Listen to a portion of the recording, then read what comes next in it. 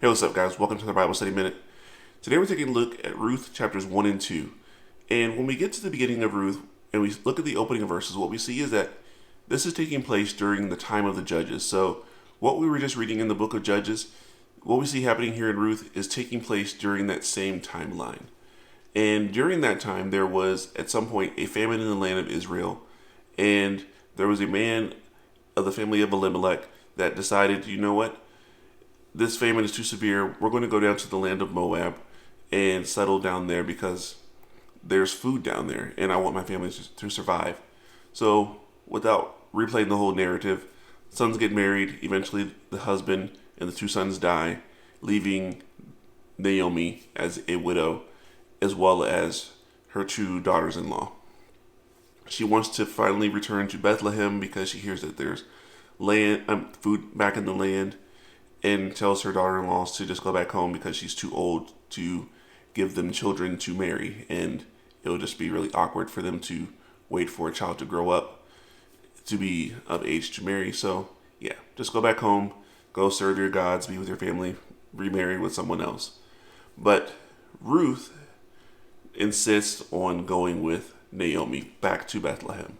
She tells her, there's no way that I'm going to leave you. Your people are going to be my people. Your God is going to be my God. I'm not going back to my family. I see you in need. I'm going to walk beside you through this. And what we see here are really two women and how they handle the circumstance. First and foremost, we see Naomi as someone who is bitter and angry with the Lord. And really, this is not wrong. She's really just taking her raw emotions to the Lord and being honest with how she feels.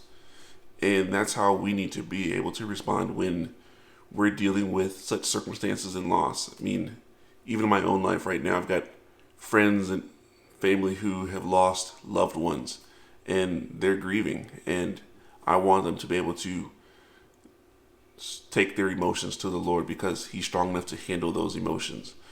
And just be real with how you feel. And that's what we see Naomi doing here. I mean, she's bitter to the point where she's changed her name. She's no longer pleasant, but she is feeling that bitterness. But then on the other hand, we see Ruth. And Ruth is someone who is willing to take up the mantle of caring for her mother-in-law. It's nothing that she needed to do, but she had the character to do that. And then we see in chapter 2, her working her butt off to care for her mother-in-law and for herself, and just doing whatever she can to provide for the two of them. And that's the same kind of character that we need to have.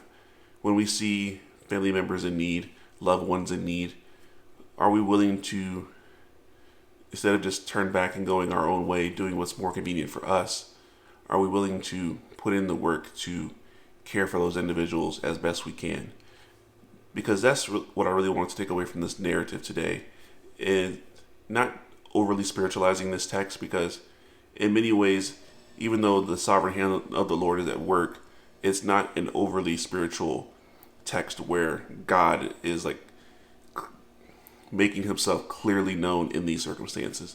So that's what I want us to focus on, is just the human aspect of this, where just being a real person who's willing to care for others.